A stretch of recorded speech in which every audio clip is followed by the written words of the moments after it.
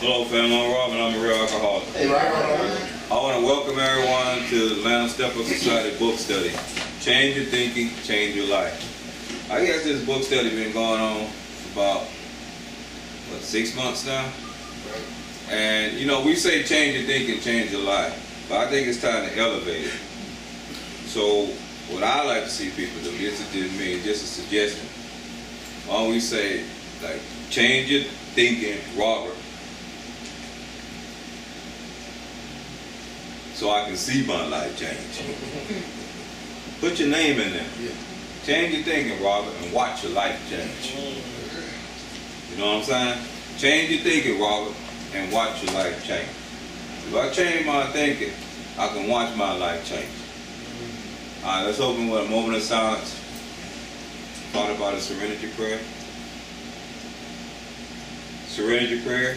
God, Grant me the serenity to accept the things I cannot change, the courage to change the things that I can, and the wisdom to know the difference. The other night I was watching a late night, like the channels, like on, you know, the public stations and stuff, and I just happened to flip over to one, and they had a well-known preacher, well-known globally, all over the world.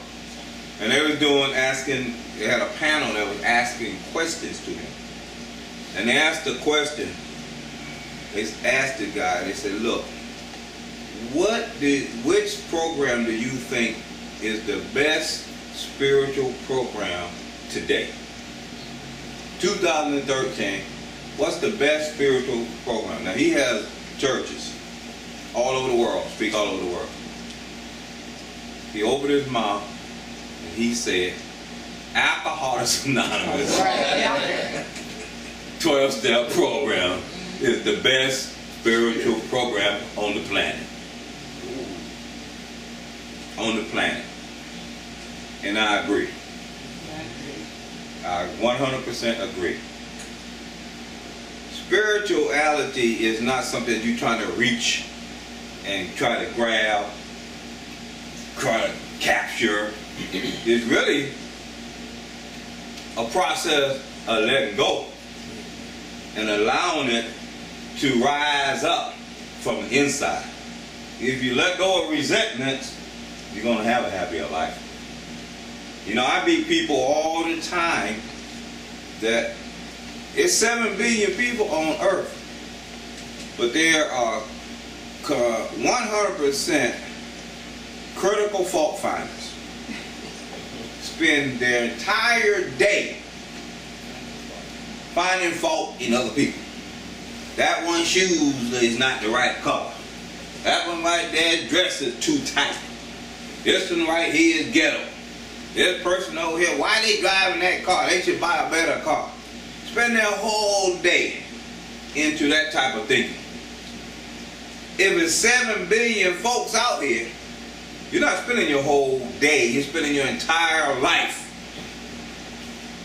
worrying about other people who ain't thought not one brain cell about you. That's insanity. You know? So, don't you think these type of people, if they want to find God, they're going to have to let that go? There's no peace in happiness and fault finding. So I don't know, I think that our program has to be the best because we identify character defects and are willing to let them go. We identify resentments and we're willing to let them go.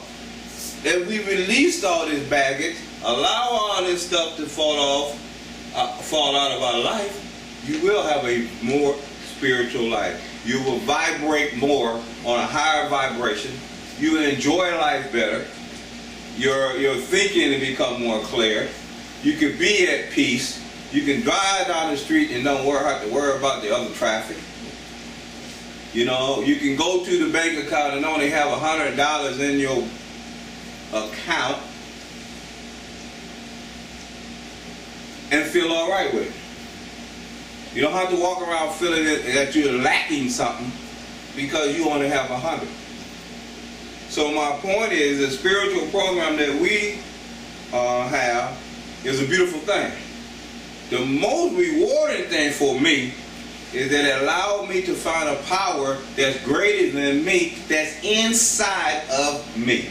I do not waste any energy whatsoever thinking that God is outside of me. Like I said before, if God is this close that I'm holding this water, it's still too far. Too far. Too far. God is inside each and every 7 billion people on this planet. There's levels of spirituality. I'm not saying that you have to agree with me, because I do know that some people have been spiritually awakened and some are asleep. Well, I will rephrase that. Most are asleep. Most are asleep because of a lot of reasons. The belief system that your parents gave you. The belief system that you was raised with. The belief system that you have now. The belief system that you see on television. If the whole world went wrong before, it was wrong when they believed that the earth was flat. They were all wrong. There's a whole system that believes that God's outside of you. I'm here to tell you, wrong. Wrong. The Spirit of God dwells in each and every human being. It's our job to find it. I am not a human being. I'm a spiritual being having a human experience. I'm only here temporarily, like anything else I see with my eyeballs. The real essence of my life is in the unseen, in the spiritual world. If I can see anything with my eyeball, it is temporarily here. It ain't gonna last. I'm right in Midtown Atlanta, and I've been right here in this spot where I'm standing 20 years. I can look out the window and see the skyscrapers that's there that was not there 15 years ago. They had other ones. They're gone and been replaced. Everything's temporarily here that's on, that you can see it. So my point is, it's a beautiful program. It's a program that allows me to center myself. I like to sometimes think about the Tao. Right? It's like to be centered means that everything operates in dual. It's a dual system. You got right and left, negative and positive, heaven and hell. You got all these dualities going on. But right in the center, where the eye is, it's called the Tao. If you look at nature, they show you the storm coming out of the Caribbean, brewing way back, 4 days away from us. And if you see the storm, they tell you how fast it's going. They tell you it's a level 1, 2, 3, or 4. They even name it. Suzanne, Lucky, Katrina. And if you look in it, right in the center, the eye is where kind of like nothing is. It's just pure, quiet energy. That's what controls the whole thing. I was talking to a friend today, and he was discussing about his friend and doing this and doing that, and he made a decision that he's just going to stay still for a couple of days. There's nothing wrong with that, because the way our universe works, you can swing to the left and create a lot of chaos, or you can be so rightly that you think you're righteous. But sometimes the best thing to do is just to capture that peace that's inside of you and do nothing. And watch and see what happens. In other words, we don't have to be people that react to everything. You don't have to react to everything. Most people, a lot of people spend their life just reacting to stuff. They don't have a life. Every time something happens, you got to respond. That's a reactive type life, and it's not rewarding at all. So this program allowed me to find the inner peace. I see conflicts. I see family struggles. I see melodrama going on. I see reality. I don't have to turn on the TV to see reality show. But to me, I have got this peace now where I watch situations just like I'm watching TV. I can turn it off. I see people arguing, I walk right by them like it was a TV show. It doesn't matter anymore. It doesn't have to affect me. I don't have to be drawn into that negative vibrations. And that's when the inside of you, you know you're growing spiritually, when the inside of you start to rise, when you start to rise above problems and you don't have to respond to them. Tonight, we're going to talk about step 8 and maybe a little bit of step 9. These are the steps.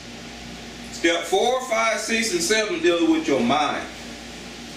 Step 8 and 9 now takes you back out into the world to deal with people, place, things, and situations. We're going to re-enter the world. It's kind of like, you know how you have a little nest, a little bird build a nest, and they lay the eggs.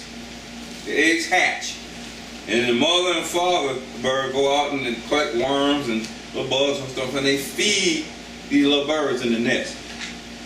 Alright? The little birds grow and become stronger and stronger day by day. In a few weeks, month, maybe a couple months, whatever, they have watched mom and daddy fly in and out. So step 8 and 9 will be like the little bird in the nest. He's on the edge, flapping the wing, but he's too scared to fly. But he's getting strong. He might go up to the edge and pull back. Go up to the edge and pull back. The mama and daddy get a little sick of that. They push him out. And they fly. That's step 8 and step 9. When you deal with your sponsor, you did a 4th step with your sponsor, and a 5th step. They brought you all the way up to this point. Now when you make this 8-step list that we have right here, when you go to do your man, not too many sponsors gonna go with you. That's your job to make your own personal man. That's when you're pushed out of the nest. And you start to recover on your own. You re-enter your small world. When we finish this tonight, the list, I'm gonna kind of do mine. My entire world that I had to fix was on paper. I was able to see it. It wasn't that big. I was afraid of everything, but once I had my list, I might have had 40 people on it. If I fix this, I'm gonna have more peace in my life. Let me go to work. I didn't have to fix a whole lot. You understand what I'm trying to say? I didn't have to go out and I mean, I did have to do some work, but my fear of life became manageable. I was able to do that. And that set me free. Fear of people and economic insecurity will lead you. That's in the end of the 9th step. That's the promises. I know we go to meetings and we read the promises every meeting. But if you had a good meeting, they tell you now, if you're doing the promises, if the promises are coming into your life now, because really that's the end of the 9th step that we're reading. And if they're coming into your life now and you have not done any work, no steps, imagine what kind of life you might have if you do the steps. These steps are beautiful, I'm telling you. They're the most beautiful thing it is. I know a lot of people gotta just operate in faith because you haven't done the work. So you have to believe. Faith, we're going to talk about all this tonight. Faith to me if you had to explain it, it's more like being loyal. I'm loyal to it. I'm just going to be loyal to the steps in the meeting and see what happens. I'm not going to just stop going or quit doing the work. I'm going to be loyal to it. You know, if I have a vision and I'm seeing it from the end, let me give you a little example. Right outside our building here, for it's been a long time, maybe 2 years, I used to go get 2 blocks from here. Now, the bank over there was empty. There was a little raggedy gas station across the street. The whole park, the sidewalk and all that was raggedy. The building, our building needed painting. Across the street was where a lot of people that still using hung out. I used to carry the vision of seeing a beautiful corner with, you know, with us having customers across the street, the bank open, the building painted, the sidewalks done, new gas station. I used to carry this vision with me. I would stop a block away on top of the hill at the red light, and I would close my eyes and see that. I would see it. Faith is the confidence that they've not seen. So I had to carry that mental picture in my mind. I carried it in my mind. I carried it in my mind. Every time I stopped up there before I came in the morning, I would play that little clip in my mind. Now faith is me being loyal to that clip. Not wavering. Not saying, well, it might not never happen. I had to be loyal to the picture that I kept in my mind so it can manifest. If I put any doubt, it's kind of like a woman having a baby. You have to be loyal to that. If I didn't want to miscarriage that vision that I had, that makes sense? I didn't want to abort it. So I had to stay loyal to it. That's faith. Don't give up. Keep it with you. Stay loyal to it. You be committed to it. It will manifest. Or the whole damn thing's a lie. And it's not. But if you don't work it, you ain't gonna know. So I stayed committed to that. And little by little, I watched my wife. One day she woke up, I'm going to paint the whole building. I didn't have to get involved. Because I already know that when you got something in your mind and you stay committed to it, that the universe is going to do it. I didn't have to go paint. She started painting the inside of the building, the outside of the building. Then one day we came on there, came up and drove up. They had put a sign up and put a gate up saying they're getting ready to do construction on the bank. A new bank coming in. Everybody was telling me, oh, what we going to do about parking? What we going to do about this? They're going to eliminate this. I said, look, the bank been closed over there for 7 years. Only thing I've been doing is picking up homeless, feces, and urine, and trash. They're going to beautify that? I already knew it. I had it in my mind. Didn't have to do nothing. I ain't seen no parking problem. Anybody else? I see a beautiful bank getting ready to open up. I see a new driveway, new concrete. I see a brand new gas station over there. Across the street from the gas station is Dunkin' Donuts and Baskin Robbins. 2 blocks up from there, or not even 1 block from there, is a brand new Zesto. I see the birth of a brand new corner. All from locking in on a vision and maintaining. Now, if I could do that and I was a crackhead, alcoholic, why can't you? What makes me any different from you? Maybe I allow myself to let go of some old warped beliefs that I carry about an outside God. I let it go.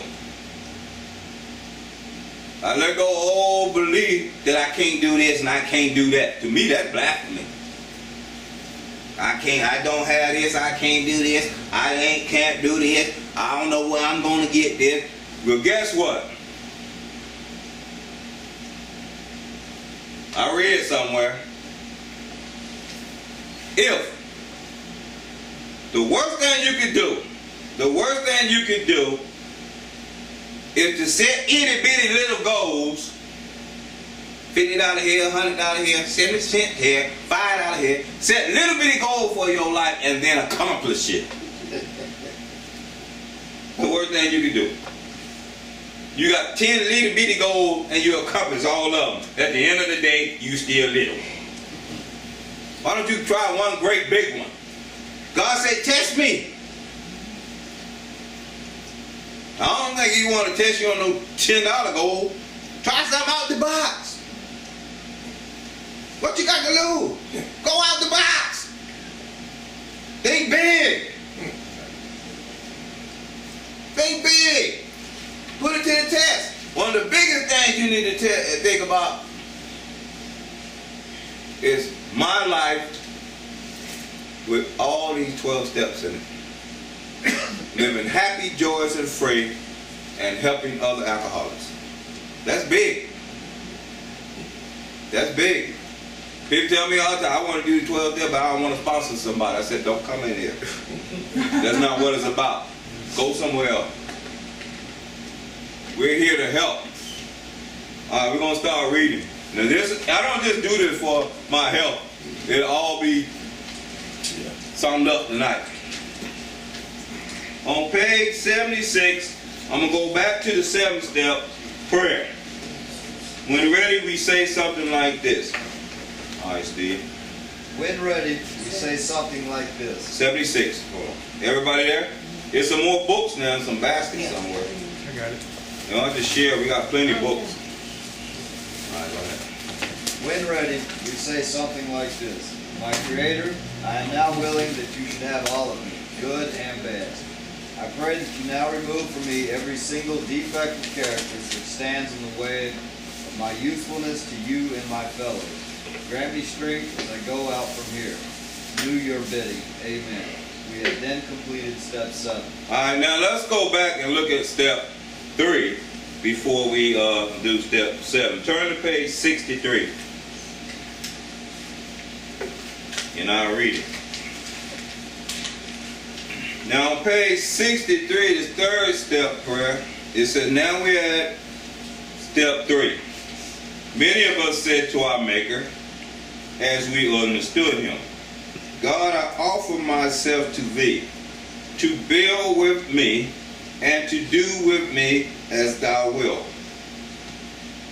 Relieve me, free me from the bondage of self, that I may better do Thy will. Take away my difficulty, that victory over them may bear witness to those I will help of Thy power, Thy love, Thy way of life.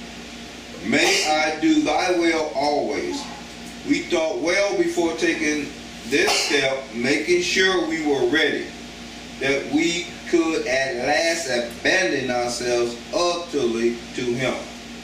Now here's the deal. It says, take away my difficulty. Before we did an inventory, this is before we did an inventory, before we did a confession, step 5 of our shortcomings, we couldn't put our finger on every single defect of character. Kind of like at a newcomer stage, you know? Just take away whatever, I'm all this pain, my difficulties. I couldn't pinpoint them. But by the time I did all this work, you know, it says on step 7, go back to page 76, when ready, we say something like this. My Creator, I am now willing or ready that you should have all of me, good and bad. I pray that you now remove from me every single defect of character.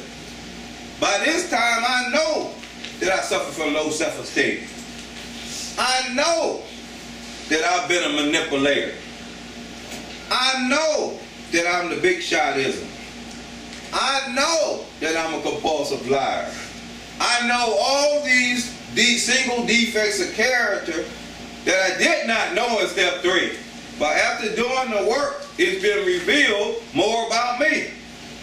And this is the self that I'm asking God to remove. These defects of character that block me from His will. If I continue to practice all of this stuff, that's just plain insanity. Because I'm aware that I got it. Every time I get ready to step into the arena with one of them, I know I'm doing it. I know I'm doing it. And He keeps saying, I pray that you remove from me now every single defect of character which stands in the way of my usefulness to you and my fellows. It said that in the third step prayer. To be useful to you and my fellows. That I may help with thy power, thy love, thy way of life. Grant me strength as I go from here to do your bidding. Amen. Now we're at step 7. We completed step 7. I just want to go back to one thing in step 7. I am now willing that you should have all of me, good and bad. I think my willingness over the years, and like, Lord, this week I celebrate 21 years. I didn't have a celebration because I came up here, they had a big cake and everything. We just ate till we got full. We didn't even eat lunch. We just ate cake. But I'm thinking about Friday. I'll let y'all know. But my thing is this. My willingness has changed to be more in tune or in alignment with the will of God. And what I mean by that, I think it's like in stages. You remember when I just did the example of manifesting, seeing something in my imagination, locking into it, thanking God from it? I live from it. I actually live from what I believe. I believe that corner was going to be revived. I believed it was going to be reborn.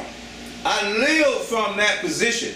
Every day when I stopped up there and I saw that corner, I pretended or made believe that it was already done. The scripture says already complete.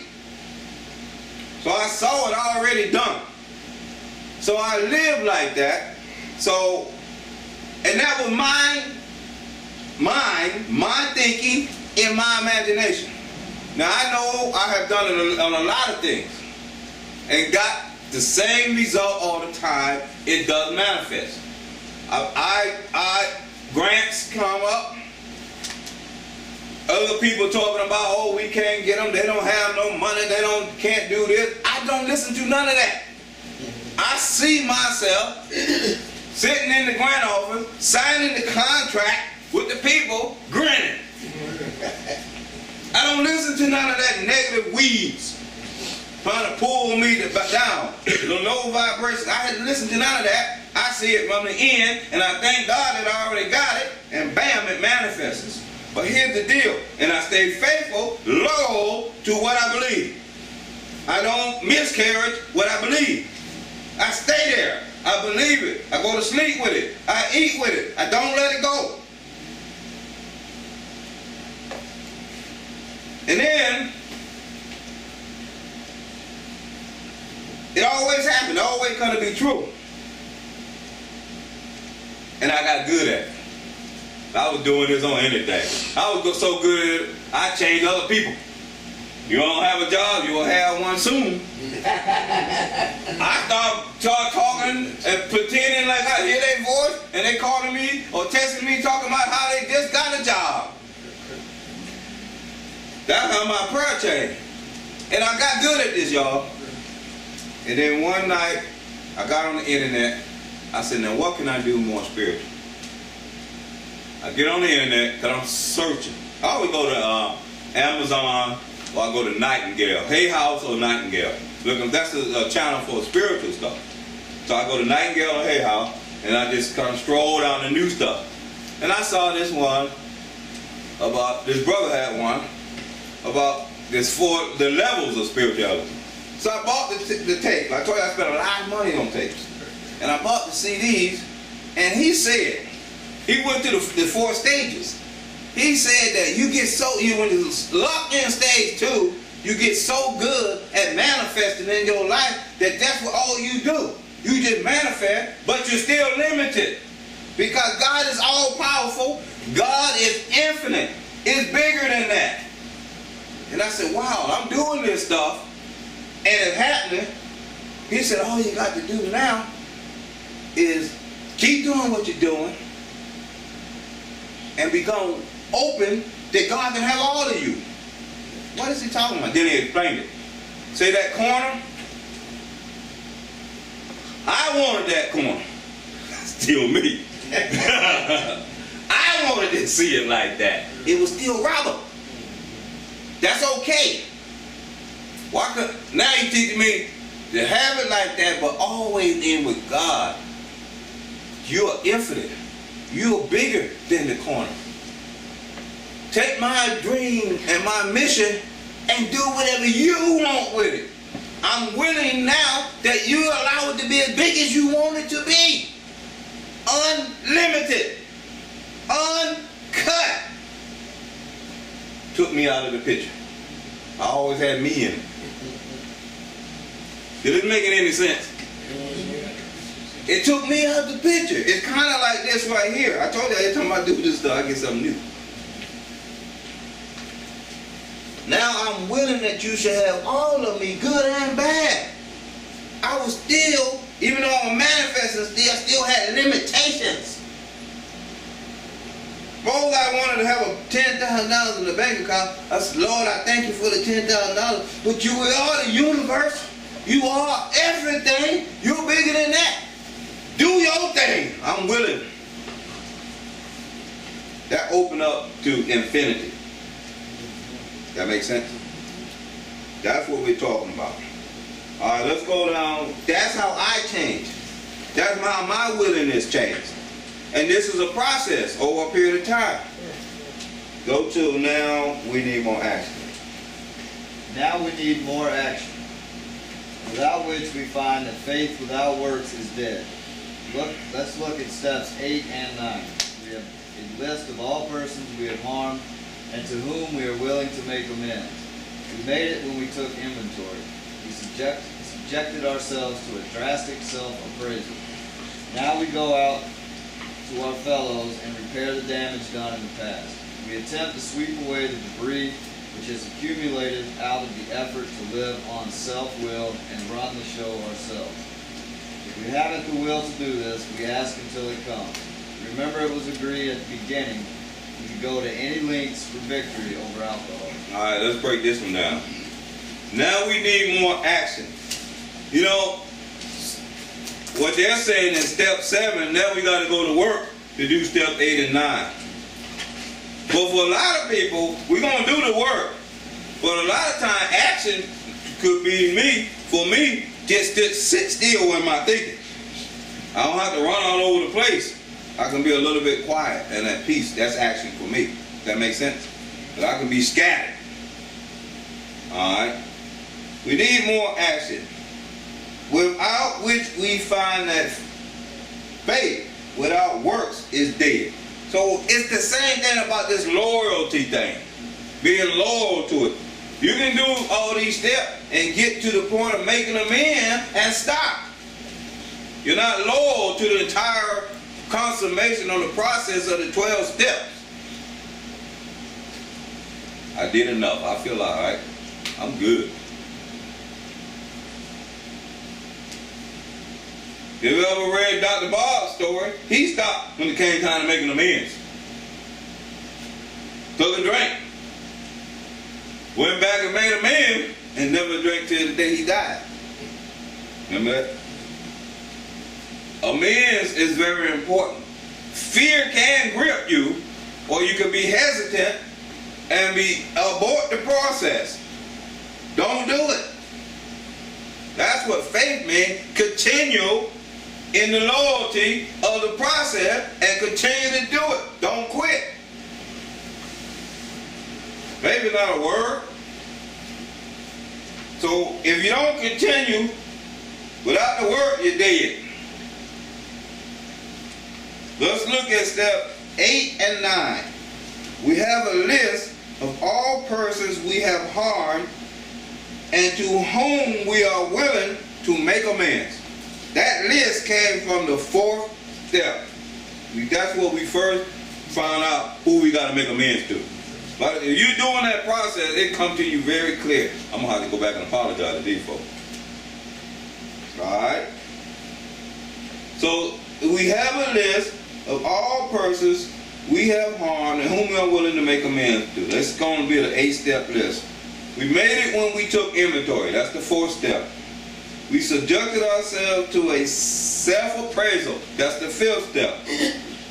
Then we go out to our fellows and repair the damage done in the past. Alright, so we got to do an 8-step list. The 8th step says, made a list of all persons we had harmed and became willing to make amends to them all. We have to go out and make amends. These are direct amends. Alright, but it says to become willing. The best way to become willing to make the amends is to do the easier amends first. When you make your list, do the easy one first. If you owe a drug dealer $10,000, don't put him first.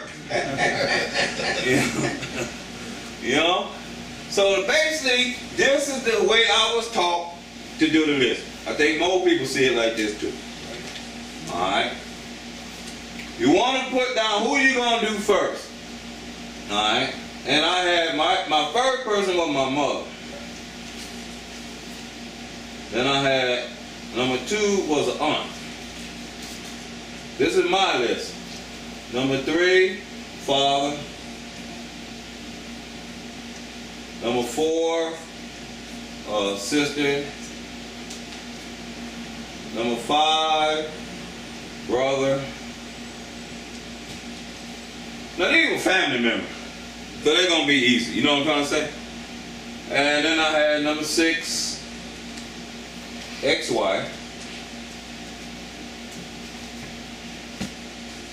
And she didn't live in Atlanta, you know what I'm trying to say? So I had to kind of go, you know, I had to kind of be, you have to be reasonable about it. Where they are, how close to you, how much money you got. You know, if they live in Pennsylvania, you work for $5 an hour in Atlanta, you might not be able to do this one right now. You got to put it in maybe a later, you know. So I just want to put that, no, I'm going to take it off because it wasn't right there. Let me scratch it out. She goes in later. Because I didn't have no money to get there. You know what I'm trying to say? And her husband. Alright. Then I had the rest of the people. Then I had ex-wife, husband, I had a daughter. Oh, I put my daughter here. And I had a daughter over here. Then I had, later, once I got finished with all the people, right, that I had right there, and I'm looking at my 4-step list, you know, going through my list, I had some people owe money, a little bit of money. A guy named Jim, and Gate. His name is Gate. It's Greg, really, we call him Gate. Some friends of mine. Then I had people that I knew that were, I didn't even know what they were, but I was really willing to do it. One guy named Ron. Then I had a guy, some people I owed money to, Sears, SunTrust.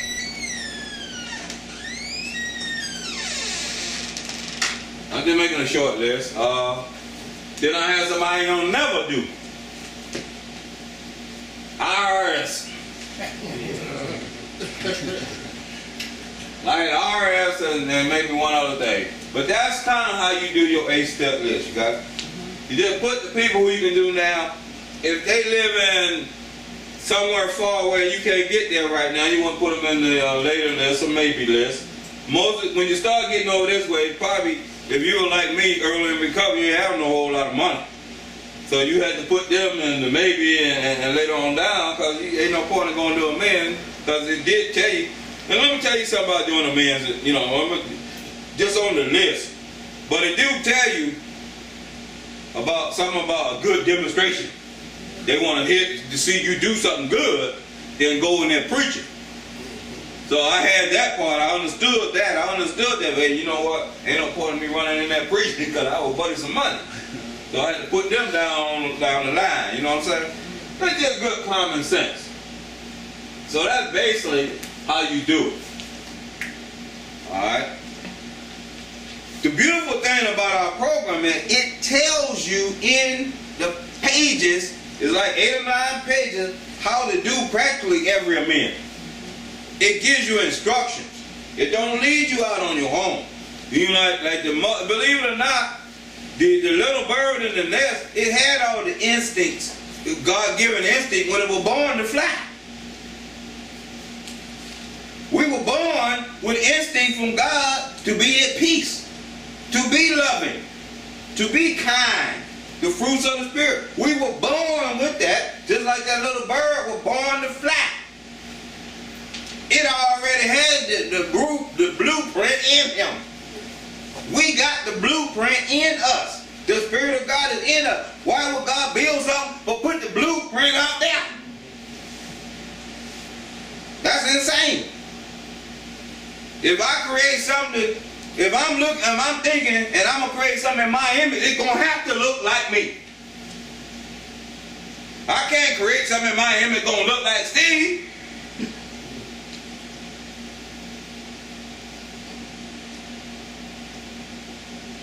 So we got to do these amends.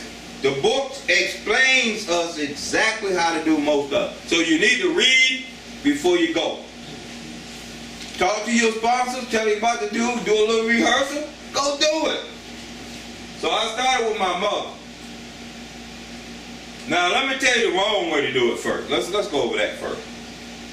This is the wrong way to do the steps. This is how I did the steps early. I'm talking about very early in the program because I didn't know about the program. I was just going to meetings. Just going to meetings, I had no knowledge of the program because I wasn't going to no book study. And I wasn't reading no book. I thought going to meeting was the program. That's what I thought. So I heard people, nobody never told me how to do the steps. When I got in my first book study, the guy that was teaching the book study he was in the 9th step. They were right here when I walked through the door. I kind of, in my mind, you know, the ego is good about don't want you to get no information. In my mind, my ego was telling me, sit there in the 9th step, why don't you wait to come back when they start all over? That's the ego. The ego don't know how to become spiritual. It does not know how to grow and be hand in hand with God. Only thing it wants to do is keep you stupid. So it tells me, don't go in there. They're on the 9th step. Don't you hear that man talking about a man? Go back over there and share. About your program. And I'm thinking, well, it's going to take them 6 months to get back to step 1. I didn't have 6 months in my life to waste. I need to sit down and shut up. So I sat there, and it was the first time I heard a guy start talking about a man, and he actually did it. That's the first time I seen a list. And he was telling me what he did with his mother. The father was deceased, and he went to the graveyard. That's the first time I heard somebody talk about what they did. Went to the graveyard, and he spoke over, and he had a list of all the things he wanted to apologize to his father. His father died somewhere in Delaware or something, and he flew to Delaware to do the amends. And I've been to meetings, I ain't heard nobody talk about doing nothing. They tell me you got to go do the amends, but nobody shared how they actually did it. Out of the book too. So that was the first time I'm hearing this stuff, and I got hooked. From that point on, I made it my business to go to that book study. And I felt at home. When the ego was telling me, get out, go do something else, the Spirit was telling me, sit down and be quiet. And I followed the Spirit. That makes sense? So, the point is, I read, I read. Then here I go. I do my man. I went to my mother. But let me show you how you don't do it. This is how you do. I did my steps in the beginning.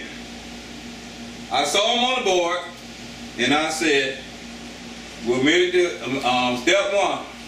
I just read it. We're admitted with powerless over alcohol that our lives have become unmanageable. Yep. That was my step 1. Don't know nothing about no disease of addiction. Nothing, don't know nothing. I said, yep. Step 2. Ain't to believe in a power greater than ourselves, but restore us to sanity. Yep. Step 3. Made a searching and made a decision to turn our will and our lives over to care of God as we understood Him. I believe in God. Yep. Check it. Made a searching and fearless moral inventory of ourselves. Now that one got me. But when I was in treatment, we did a 2-page life story. You know how you have to write down your biography? I did 2 pages. Yep. I did a step 4. Admitted to God, ourselves, and another human being the exact nature of our wrong. I shared some of my wrongs in the meeting. Yep. We're entirely ready to have God remove all these defects of character. Man, what kind of defects I got? What character? Drug using. I'm clean. I got 3 months. Yep. Only answer to reward our shortcomings. Well, I'm getting a little bit deeper now. Only shortcomings I had in my life were my mama and my ex-wife. Remove them. I'm straight. That's my problem. That's my shortcoming. I didn't know they were talking about me. What I thought shortcoming was. Alright, made a list of all persons we had harmed and became willing to make amends to them all I have to my mama and my ex-wife. Make a direct amends to such people wherever possible except when to do so would end them up. I had put it in my mind I'm going to make amends. So what I do, I get on the telephone, I call my mom, 3 months later, and I explain to her that I'm sorry, I'm in treatment, she knew that, and this and that. And her mother going to be like a mother. She was happy I was there instead of, and now she knows where I'm at. I'm not running the streets all night long. She don't have to have them kind of prayers no more. You know what I'm trying to say? She just pray that I continue to stay clean. So a mother's going to be a mother, and she appreciated that. She appreciated where I was. So she said, just happy, I'm so proud of you. Continue to do what you're doing, and God bless you. I said, boy, it works. I get the step to my ex-wife. I called her up and apologized the best I could, and I'm going to help take care of my daughter and all that. She said, well, just continue doing what you're doing, and I'll pray for you. I said, yep, it worked. That was my steps. That don't work, y'all. 2 weeks later, I was pissed off with both of them. Alright? So, I had to go and do amends. I went to my mother's house first, and I did the amends the way the book tells me to do it. I ordered some money. It wasn't much. I stole like $10 from her. She knew I took it, but I lied about it. I paid her the money and confessed, and everything went well, so I was able to scratch her off the list. I told you, and you got to remember that these are working amends. That's not something you do one time. You continue to do the right thing with your mother. You know what I mean? You continue to be okay with her, and don't put no resentments in her, and me not to carry no more resentments. So I got to my aunt, and I told y'all the story about how she had bad arthritis, and I had lived in her house, and I went to do amends, and she had a check from another guy that was an alcoholic years earlier. They were supposed to do some work on her roof and remove some trees. He didn't do it. He sent her a check. So me and the guy, even though he wasn't present, did amends at the same time. Wow, it worked. Now I'm getting good results. That makes sense? I'm doing it the way the spiritual program tells me to do it, and I'm feeling very, very good. I'm feeling like on cloud 9, a spiritual cloud 9.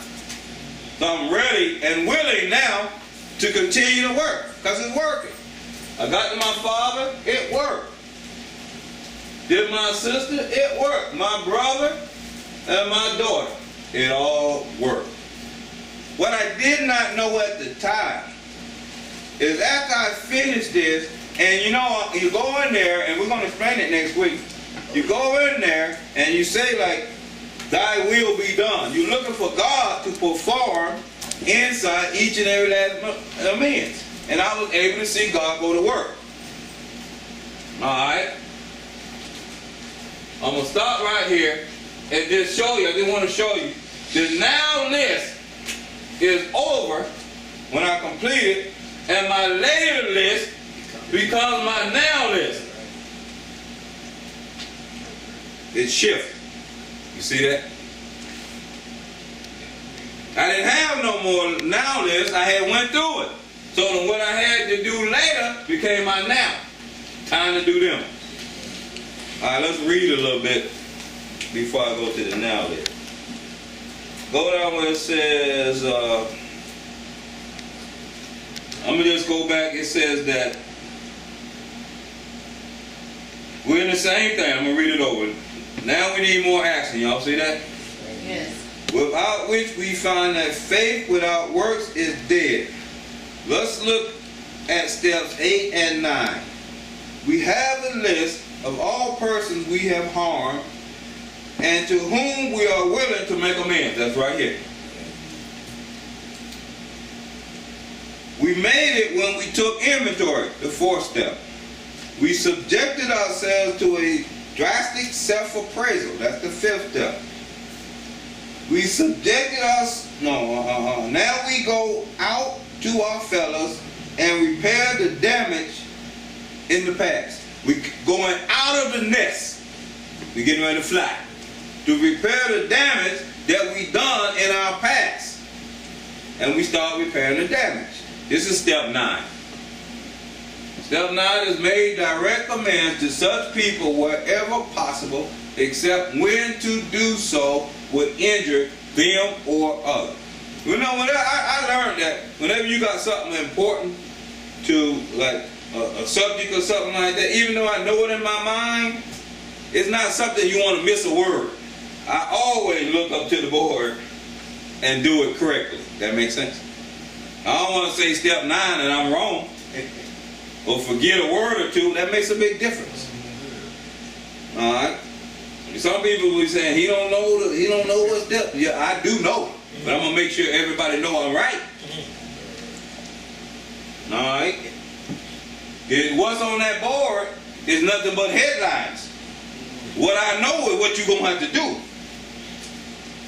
That's just like reading a newspaper. You see a headline, such and such was in a car accident, and you stop and you start talking about the car accident. You don't know nothing because you didn't read the you know, all the fine print, the detail. You just babbling. All right, it said right here. Now we go out to our fellows and repair the damage done in the past. We attempt to sweep away the debris which has accumulated out of our effort to live on self-will and run the show ourselves. Well, we go out to make amends. You're going to make each one of these men. I told you to study the amends before you go. Rehearse yourself. Have a scenario already done, what you think you're going to do, and then say, God, thy will be done. But you want to sweep away the stuff that you did, not what they did. Kind of like a column 4 in the 4th step. It's all about me trying to get better, not talking about what they did to me. So I'm sweeping my side of the street, all right, with a broom, getting the debris, the trash, you know, things that's worthless out of the way. If we haven't the will to do this, we pray until it comes. Say some prayers. Do whatever it takes to do it.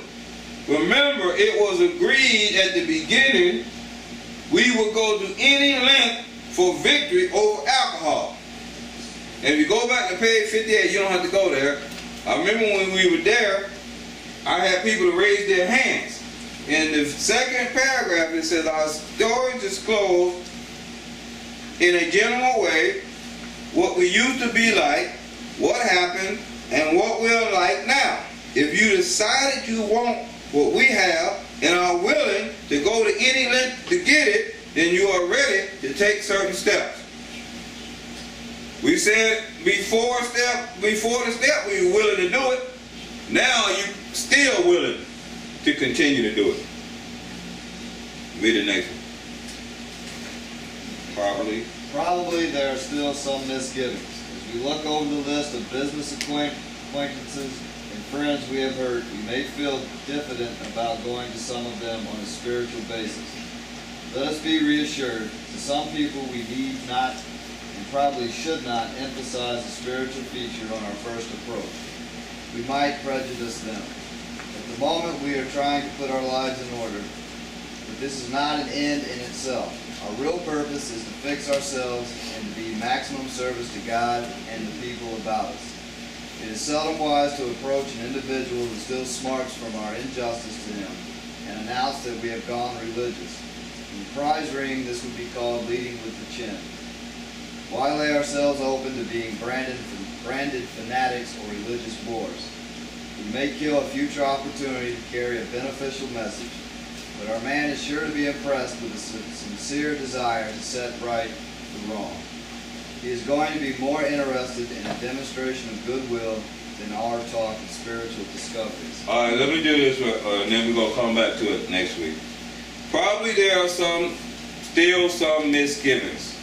As we look over the list of business acquaintances and friends we have hurt, we might feel that's hesitant about going to some of them on a spiritual basis. I don't know if I was ready to go on a spiritual basis anyway. Because I was looking to find more of God and to become free. So I wasn't going to go and start talking a whole lot of spiritual stuff. That's just me. I wasn't that type of person anyway. When it came to spiritual matters and religion matters, I kind of like to keep my mouth shut. You know what I'm trying to say? And just kind of learn. All right? So I wasn't hesitant because I was ready to do it. All right? Because they told me if I didn't do it, I'm going to drink. And I kind of remember Bob, you know, Bill had relapsed 3 times, you know, trying to get the program, and Bob relapsed right here. And I know if the founder could relapse, Lord, I didn't have a chance in hell. So I need to do this work. That makes sense? And the ego will tell you you don't have to do it. That's your own ego trying to kill you. Let us be reassured. To some people we need not and probably should not emphasize the spiritual feature on our first approach. We might prejudice them. I'm going to go back to this. I just want to get to one part. At the moment, we're trying to put our lives in order. The reason we do this is that I'm trying to put my life in order. You can't even teach this really talking about we. I'm trying to put my life in order. I'm the one who needs fixing. I'm the one who was broke. It ain't got nothing to do with him. It's about me fixing me. Listen to this. But this is not an end. Remember I told you, there it is, the end. You see stuff from the end. From your vision stuff from the end. You got to know what's happening in the end, and you be faithful to the end. The end is, our real purpose is to fit ourselves to be a maximum service to God and the people about us. That's the end. Even though I'm trying to fix myself, that's a means to the end. The end is to be fixable, and so I can serve God and help other people to stay clean and sober. That's the vision. Thank y'all for a good meeting. Thank you.